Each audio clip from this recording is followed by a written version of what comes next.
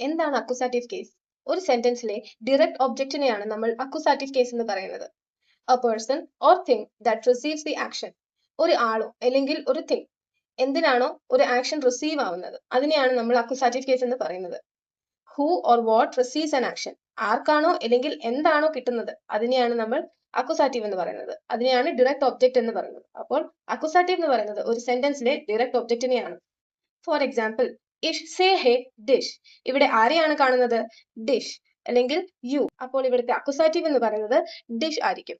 അതുപോലെ തന്നെ C ബസുക്ട് ഉൻസ്, she visits us. ഇവിടെ ആരെയാണ് വിസിറ്റ് ചെയ്യുന്നത്? നമ്മളെ, അസ്, അതായത് ഉൻസ്. ഉൻസ് ആണ് അപ്പോൾ ഇവിടുത്തെ അക്യൂസാറ്റീവ്.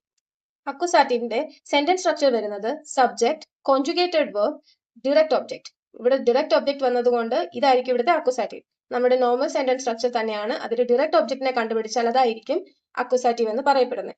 അക്യൂസാറ്റീവ് കേസിന്റെ ഫുൾ വീഡിയോ ഞാൻ എന്റെ യൂട്യൂബ് ചാനലിൽ അപ്ലോഡ് ചെയ്തിട്ടുണ്ട്. അപ്പോൾ ലിങ്ക് ഞാൻ താഴെ കൊടുത്തേക്കാം. താങ്ക്